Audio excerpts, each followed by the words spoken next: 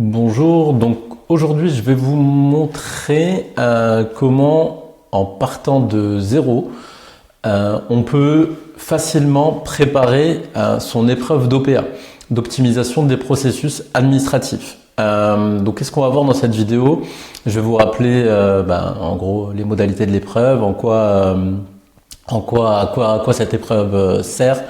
Je vais vous montrer comment trouver des idées pertinentes pour vos actions, comment rédiger vos fiches. Je vais vous donner un modèle pour votre support PowerPoint, Canva ou quoi que ce soit. Et on va même aller plus loin et commencer à préparer notre oral. Du coup, donc l'épreuve d'OPA, c'est quoi? L'épreuve d'OPA, c'est un oral de 55 minutes qui est divisé en deux temps. Première partie, 25 minutes de monologue, c'est-à-dire c'est 25 minutes où vous allez parler. Et ensuite, pendant 30 minutes maximum, le jury va pouvoir vous poser des questions sur, en gros, ce que vous avez fait, les actions que vous avez menées. Qu'est-ce que vous allez faire? Qu'est-ce que vous allez dire pendant ces 25 premières minutes? En gros, c'est très très simple. Vous allez vous présenter votre entreprise et présenter les actions que vous avez menées en entreprise, donc pendant le stage ou pendant l'alternance, pour valider en gros toutes les compétences du bloc. Par rapport à ça, moi ce que je vous conseille, comme je vous ai dit, il y a 25 minutes. C'est-à-dire que je vous ai dit qu'il y avait une partie présentation, une partie fiche 1, une partie fiche 2, une partie fiche 3, une partie fiche 4. Donc ça nous fait 5 parties. Moi ce que je vous conseille, c'est de diviser vos 25 minutes en 5 parties plus ou moins égales. C'est-à-dire que vous allez mettre environ 5-6 minutes pour vous présenter votre entreprise, vos chiffres clés, etc. Et ensuite environ 5 minutes par fiche. Donc on parlait tout à l'heure des compétences. Il y a 4 compétences à valider. Ces 4 compétences, qu'est-ce que c'est? Donc en gros, c'est les compétences là que je suis en train de vous surligner. Donc première compétence, conduire l'action administrative en appui aux membres de l'entité. En gros, ça veut dire que vous venez en aide à un collègue pour faire avancer l'administratif de l'entreprise. Conduite administrative, conduire l'action administrative en gestionnaire de dossier. Là, pour le coup, c'est vraiment vous qui êtes à l'initiative et vous qui gérez le dossier. Et d'autres collègues peuvent vous aider. Contribuer à la pérennisation des processus. Donc en gros, vous allez être dans une entreprise, forcément il y a des process qui sont mis en place dans cette entreprise. Qu'est-ce que vous allez faire pour contribuer au fait que ces process ne soient pas obsolètes, que ces process perdurent dans le temps, comment vous allez les faire évoluer, quels outils, quels moyens vous allez mettre en place pour faire en sorte que dans 2-3 ans, ces process ils tiennent toujours la route. Et compétence 4, rationaliser l'usage des ressources de l'entité. Donc les ressources de l'entité, c'est tout ce que l'entreprise, donc l'entité c'est l'entreprise, c'est tout ce que l'entreprise utilise. Donc ça peut être des logiciels, du matériel, des ressources humaines, enfin voilà, vous connaissez les ressources, ressources humaines, financières, matérielles, etc. Donc en gros, comment vous allez agir par rapport à ces ressources. Donc quand on arrive, très souvent, ça peut faire peur. Justement, très souvent, on peut se dire, tiens, moi, je sais pas trop par où commencer, ou je suis très bien dans mon entreprise, mais je ne sais pas quelle action mener, ou en tout cas, je ne sais pas quelle action correspond à quelle compétence. Donc, quand vous êtes dans ce cas-là, moi, ce que je vous conseille, c'est évidemment de demander à votre prof, mais si votre prof ne sait pas, c'est d'utiliser ChatGPT, parce que ChatGPT, il est très très bon pour ça. Donc là, j'ai ouvert une nouvelle fenêtre ChatGPT sans même me connecter dessus, pour que vous puissiez vous rendre compte que même en partant de zéro, ChatGPT nous donne déjà des très très bons conseils et une très très bonne trame. Vous, si vous utilisez déjà ChatGPT vous connaît déjà et du coup vos résultats seront encore plus pertinents que les miens. Donc pour commencer, du coup moi ChatGPT, je lui ai proposé je vais lui présenter un petit prompt. Donc, je vais me faire copier-coller et on va le lire ensemble. Donc ce prompt redonne un petit peu de contexte. Je suis étudiant en BTS SAM, support à l'action managériale, et dois préparer un dossier pour valider mon épreuve d'optimisation des processus administratifs. Ce dossier se compose de 4 fiches descriptives et doit valider 4 compétences qui sont les compétences dont on en parlait tout à l'heure. De mon côté, j'ai effectué mon alternance dans un CFA qui s'appelle Pick Up Formation. Ce CFA a été créé en 2021 par Nicolas Adler. Son chiffre d'affaires est de temps et le CFA est spécialisé dans les domaines du tertiaire. En gros, ici, vous mettez simplement quelques éléments de contexte de votre entreprise. Si vous avez travaillé chez Kiloutou, ben vous mettez voilà, moi j'ai bossé chez Kiloutou à Paris. J'étais dans une équipe de 4 personnes, on a fait 500 000 € de chiffre d'affaires l'année dernière et mon rôle c'est de faire ça. Vous lui donnez du contexte forcément parce que ça sera plus facile pour lui derrière. Et derrière, vous lui dites ce que vous attendez. Donc donne-moi des idées d'actions à mener pour chacune des compétences. 2 de ces actions doivent être effectuées à l'international, très très important pour l'épreuve d'OPA. Il faut qu'au moins 2 actions sur 4 et un contexte international, parce que sinon vous allez perdre des points. On va vous pénaliser avant même que vous alliez à l'oral. Ça serait dommage. Donne-moi donc également des idées d'actions qui font intervenir d'autres pays. On va lui envoyer ça. Donc là, vous voyez, moi je vais donner très très peu de contexte. Envoyez-lui plus de contexte, le maximum, donnez-lui votre âge, votre fiche de poste, etc. Tout ce que vous pouvez lui donner. Plus vous allez lui donner de contexte, plus ChatGPT sera bon. Moi, le but, c'est de vous montrer que même avec très très peu de contexte, on arrive déjà à un résultat qui tient la route. Donc, on va lui demander ça et on va voir ce qu'il nous dit. Donc, compétence 1, conduire l'action administrative en appui aux membres de l'entité. Donc, on peut mettre un tableau de bord de suivi des inscriptions. C'est une très bonne idée. On peut organiser un webinaire de présentation des formations. Là, pour le coup, ça serait un contexte international. Donc, pourquoi pas, bien sûr. Ça serait aussi une très très bonne idée. Conduire l'action administrative en gestionnaire de dossiers. Donc, suivi des dossiers d'alternants. Ça, c'est la base. Gestion des dossiers de candidats étrangers à distance. Donc, à l'international. Ça peut fonctionner aussi. Contribuer à la pérennisation des processus. Qu'est-ce qu'il nous dit? Formalisation d'un processus d'accueil des nouveaux alternants. Très bien. Créer un guide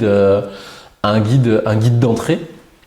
C'est pertinent, mais ultra pertinent. Moi, je suis directeur de Pick Up Formation du coup, et je vous dis que ces idées-là, elles sont vraiment très très très pertinentes pour l'entreprise. Création d'un modèle type de convention stage alternance. Ça, c'est un petit peu moins pertinent parce que nous, on fait que de l'alternance, mais ça, je lui ai pas dit. On fait que de l'alternance et du coup, nous, nos modèles, c'est des modèles de l'État. Mais cette action est très très pertinente. Rationaliser l'usage des ressources de l'entité, dématérialiser les documents administratifs, c'est très très bien. Optimiser les outils de gestion de projet, donc par exemple comparer Trello, Notion, Asana, Teams, etc. Ça peut être juste commander des armoires pour les salles de classe, commander un vidéoprojecteur, etc. Donc ça, c'est là typiquement, on a des actions qui tiennent la route. Si vous en voulez d'autres, vous lui dites simplement pour la compétence 3, donne-moi d'autres actions. Et ensuite, par rapport à tout ça, vous choisissez l'action qui vous convient le plus sur chaque compétence. Imaginons que nous, on choisisse l'action 1 de la compétence 1, l'action 1 de la compétence 2, pareil pour la compétence 3 et pareil pour la compétence 4. On va prendre toutes les premières actions. Bon, même si on n'a pas d'international, vous choisirez évidemment des choses à l'international, mais c'est pour l'exemple, ça ne changera rien pour vous. Donc là, on a nos compétences et à côté de ça, on a les actions qu'on va mettre en place. Donc ça, c'est top. Maintenant, parce que c'est pas tout, il faut rédiger la fiche. Donc encore une fois, on va demander à ChatGPT. Donc on va lui dire voilà, idée d'action. On a dit qu'on prenait celle-ci. Et pour rédiger la fiche, je vous ai préparé un autre prompt. Très très facile. Rédige la fiche de la compétence 1. J'ai choisi l'action suivante. mise en place d'un tableau de bord de suivi des inscriptions. La fiche doit respecter ce modèle. Moi, c'est le modèle que je conseille à mes étudiants, c'est le modèle que je vous conseille aussi de respecter dans la fiche. Présentez votre entreprise, présentez le contexte de la mission, donc pourquoi avoir réalisé cette mission, l'objectif, les moyens et les ressources, donc est-ce que vous avez utilisé, le style de management, plus la justification, la méthodo, donc étape par étape, hein, les contraintes temporelles, contraintes budgétaires et les résultats. Si vous dites tout ça, on a une fiche qui est plutôt synthétique et qui en plus donne toutes les informations à votre jury pour que derrière il puisse comprendre très très facilement ce que vous avez fait. Donc, on va lui envoyer ça.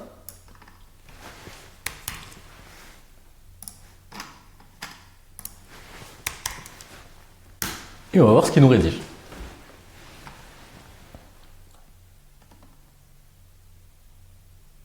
Voilà, donc là, présentation de l'entreprise, il me donne ce que je lui ai donné, hein, donc essayez d'aller un petit peu plus loin vous, mais c'est déjà pas mal. Lors de ma période en alternance, l'équipe rencontrait des difficultés à suivre l'avancement des inscriptions des futurs apprenants. Les informations étaient éparpillées entre les mails, les fichiers partagés, les échanges téléphoniques, ce qui provoquait des oublis, des doublons, des retards de traitement. Besoin d'un outil de suivi centralisé, c'est rapidement fait ressentir. Très très bien. L'objectif de la mission, mettre en place un tableau de bord clair pour connaître l'état d'avancement de chaque dossier, relancer efficacement et fluidifier la coordination interne. Les moyens, les ressources utilisées, Google Sheet, Google Drive, les ressources, donc les modèles existants, les échanges avec les différents services et toutes les pratiques précédentes. Pour le moment, ça tient la route. Les outils de communication, là vous mettez comment vous avez communiqué, hein, et les ressources humaines aussi, hein, votre tuteur, etc. Le style de management, donc là, le style de management était participatif et derrière vous expliquez toujours pourquoi. Mon tuteur m'a encouragé à proposer des idées, à prendre des initiatives tout en restant à l'écoute des besoins des autres services. Les décisions étaient prises de façon collaborative, notamment lors de réunions d'équipe où chacun pouvait exprimer ses attentes vis-à-vis de l'outil à mettre en place. Donc là, c'est très bien. Si vous ne connaissez pas tous les systèmes de management, évidemment, il faut les apprendre. Il n'y en a pas beaucoup, je ne vais pas vous les citer ici, c'est pas un cours. L'idée, c'est vraiment de vous apprendre à créer vos fiches. Mais vous tapez style de management sur Google, vous les lisez tous, et si le style de management n'était pas participatif, vous modifiez, évidemment. Méthodo. J'ai pris part aux activités suivantes. Donc, analyse des besoins avec les services, création d'un modèle de tableau de bord, mise en forme visuelle, partage du fichier, présentation de l'outil, rédaction d'un mini-guide d'utilisation. Donc là, je vous conseille d'en mettre un petit peu plus. C'est-à-dire que lui, il va vous dire ça. Vous pouvez lui dire de développer cette partie méthodologique. On va le faire. Mais je vous conseille, vous aussi, de rajouter un petit peu votre patte, c'est-à-dire mise en forme visuelle, code couleur, filtre, etc. Voilà, si vous avez vraiment utilisé des couleurs particulières, mettez les codes des couleurs, vous avez utilisé Canva, etc. Vous l'écrivez ici. Les contraintes. Donc voilà, les besoins entre les services, vous voulez pas tous la même chose. Manque d'uniformiser. Ah oui, donc les informations recueillies, n'étaient pas toutes écrites de la même façon par rapport au service. Fallait former rapidement les gens à l'outil et faut le mettre à jour rapidement. Ça peut être aussi des contraintes temporelles, ça peut être, je sais pas moi, mise en place de l'outil impérativement avant septembre 2026 parce que c'est la rentrée, etc. Les résultats obtenus, amélioration significative, donc ça faut pas. Amélioration significative, c'est pas bon. Amélioration de la lisibilité du fichier d'inscription, mais de combien de pourcents? Significatif, ça veut rien dire. Quand vous donnez des résultats, donnez des résultats précis. Après, c'est normal, là, ChatGPT, il avait très très peu de contexte, donc il pouvait pas nous donner tout. Mais soyez précis. Réduction du nombre d'erreurs, pareil. Réduction de tant et tant de pourcents. Gain de temps dans la gestion administrative, donc ça c'est difficile à quantifier, donc vous pouvez le laisser. Meilleure communication avec les services, ça c'est très très bien. Et l'outil a été conservé, utilisé pour les rentrées suivantes. Écoutez, c'est très très bien. Et là on a une fiche qui tient la route. Donc comment vous remplissez votre fiche? Très très simple. Vous faites les 2-3 modifs que je vous ai dit. Je vous ai dit qu'on allait lui demander d'approfondir la méthodologie. Approfondit, non, ça c'est pas possible. Approfondit la méthodologie. Rentre plus dans les détails.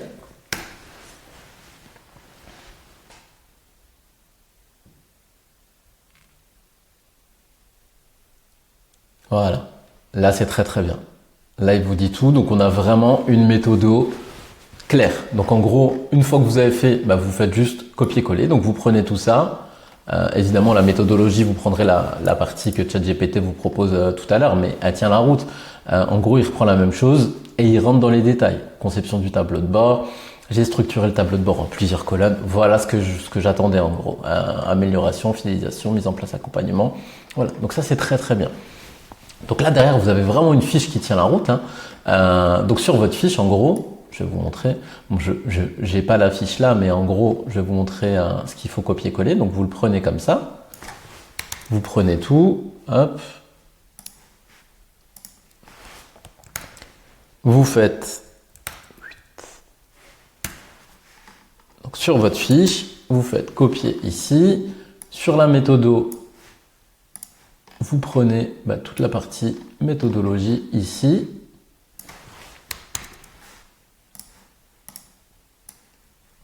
Vous la remplacez. Vous enlevez évidemment tous les petits traits, tous les trucs qui viennent polluer un peu ça. Vous faites une mise en forme plus simple. Arial 11 en principe, c'est très bien. Là, il vous met en Arial 11, mais voilà, là on a du Arial 13, etc. Vous enlevez tous ces traits, etc. Vous faites un truc propre. Mais là, vous avez une fiche qui tient la route, qui est vraiment très très propre. Vous faites ça, évidemment, pour vos 4 fiches. Et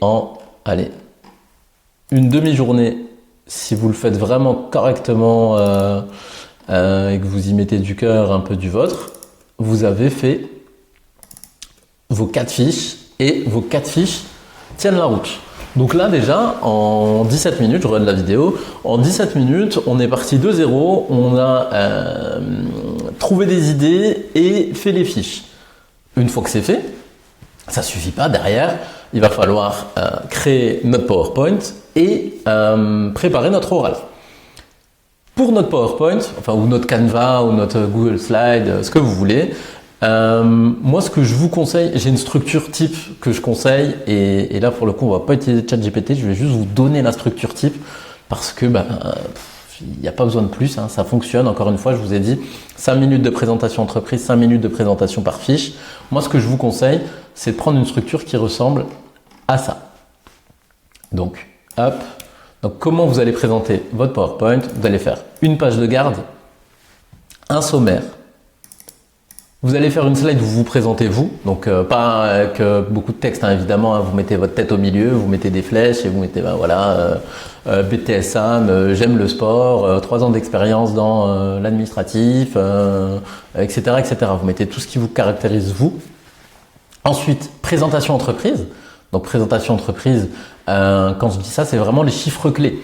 Donc chiffre d'affaires, nombre d'entités en France ou dans le monde, nombre de salariés, etc., etc. Vraiment ce qu'on appelle des KPI, donc des indicateurs clés de l'entreprise.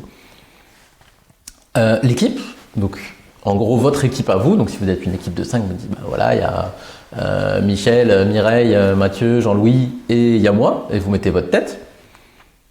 Vous pouvez prendre une photo de votre espace de travail, ça c'est clairement optionnel. Vos tâches, donc ça très très important, vos tâches, ou en tout cas ton rôle. Donc je suis dans l'équipe administrative, à quoi je sers?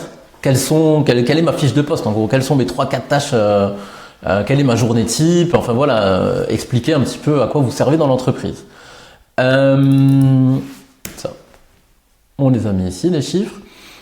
Ça, les services. Donc, pas quel domaine vous couvrez, mais les services. Donc, qu'est-ce que vous faites? Qu'est-ce que vend votre entreprise? Les clients. Quels sont vos clients? Le SWOT. SWOT, force, faiblesse, opportunité, menace. Encore une fois, si vous ne savez pas faire un SWOT, regardez sur Google, demandez à ChatGPT de vous le faire, mais regardez plutôt sur Google, parce que parfois sur le SWOT, ChatGPT, il a tendance parfois à taper un petit peu à côté. Donc voilà. Et là, vous avez votre présentation entreprise. Avec ça, vous devez tenir 5 6 minutes grand maximum. Et ensuite, on a vos fiches. Donc pour les fiches, très très simple. Moi, ce que je vous propose, c'est toujours de mettre le titre de votre fiche. Donc le titre pour la fiche 1, ça sera mise en place d'un tableau de bord de suivi des inscriptions. À côté de ça, vous mettez la compétence, conduire l'action administrative en appui aux membres de l'entité. Et ça fait en gros votre page de garde de la fiche. Comme ça, quand vous êtes à l'oral, vous dites bah voilà.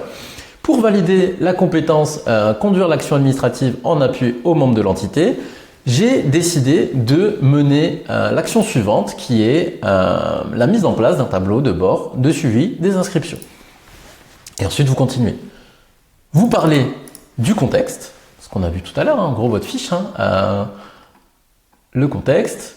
Donc ben là, vous expliquez. Donc voilà, vous mettez, évidemment, vous écrivez, vous faites pas un copier-coller de ça sur votre PowerPoint, mais vous mettez des mots-clés, des petits pictos, etc. pour derrière dire quelque chose qui va ressembler à ça. Que pendant votre période, à un moment donné, l'équipe elle a rencontré des difficultés à suivre l'avancement des inscriptions, les informations étaient éparpillées, donc il fallait créer quelque chose. En gros, vous racontez une histoire. Vous arrivez, vous voyez un problème, vous avez l'idée de la solution et vous la mettez en place.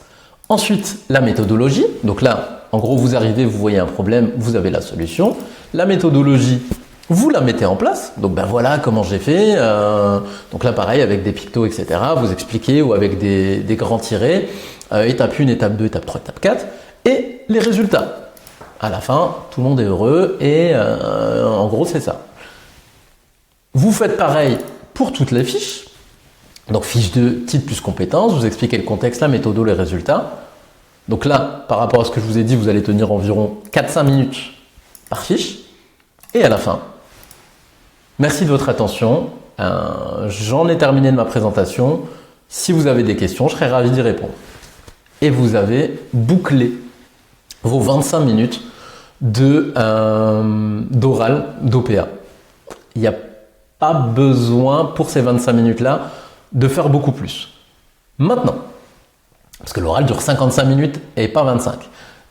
Maintenant, suite à ça, le jury va vous poser encore des questions. Ce que je vous conseille, c'est de retourner sur ChatGPT, en amont évidemment de votre oral, dans la préparation de votre oral, et de lui redonner, donc une fois que vous avez rédigé vos fiches, vous lui envoyez vos fiches en PDF, et vous lui dites simplement je vais passer mon oral et je vais présenter ces fiches à l'oral. Le jury va me poser des questions sur ces fiches. Donne-moi des exemples de questions ainsi que des réponses que je pourrais formuler par rapport à ces questions. On va le faire que sur la fiche 1, mais vous, évidemment, vous faites sur les 4. Mais voilà, donc typiquement, donc là, il m'a donné ça. Ok. Donc je vais présenter cette action à l'oral. Le jury aura 30 minutes pour me poser des questions dessus. Donne-moi des exemples de questions qu'il pourrait me poser ainsi que les réponses à formuler. Parfait, tu anticipes très bien. En ce moment, le ChatGPT, il est très, très gentil. Chaque fois qu'on lui dit un truc, il dit super, t'es trop beau, t'es trop mignon, t'es trop gentil. Donc, question générale sur le contexte. Pourquoi as-tu choisi cette action plutôt qu'une autre? Ça, c'est les questions que vous allez avoir. De toute façon, c'est des questions bateau. Donc, pourquoi cette action? Quelle place occupait cette action dans ton emploi du temps? Donc, en gros, combien de temps ça t'a pris? Donc, 3 semaines, 1 à 2 heures par jour. Cette mission a été imposée ou ça vient de toi? Ça peut être des questions sur la méthodologie, donc pourquoi cet outil-là, quels sont les avantages concrets du tableau de bord, donc en gros à quoi il sert, quelles difficultés as-tu rencontrées, comment tu recueillis les besoins des utilisateurs, voilà. Et ça vraiment vous le faites. Si tu devais refaire cette mission, que changerais-tu? Ça c'est des questions vraiment qui vont tomber, c'est certain. Si tu devais refaire, comment tu referais? Qu'est-ce que tu modifierais? Qu'est-ce que tu garderais? Ça, c'est des questions qui tomberont à coup sûr. Donc évidemment, ça serait une faute professionnelle de votre part d'aller à votre oral et de ne pas être prêt pour ces questions-là. Voilà. Donc en gros là, on a vraiment fait le tour de toute la partie OPA. Évidemment, on parle pas de la théorie de toutes les notions à connaître, mais il y en a pas énormément au final en OPA. On est sur une matière quand même très pratico-pratique. Voilà. Connaissez des notions. Voilà, la méthode SMART, les méthodes de management, des choses comme ça, des outils particuliers, mais à côté de ça, les questions que le jury va vous poser, on sera vraiment sur des questions assez professionnalisantes. L'idée, c'est de valider des compétences et non pas des connaissances en fait. Donc voilà, j'espère sincèrement que cette vidéo va pouvoir tous vous aider parce que cette méthode elle fonctionne.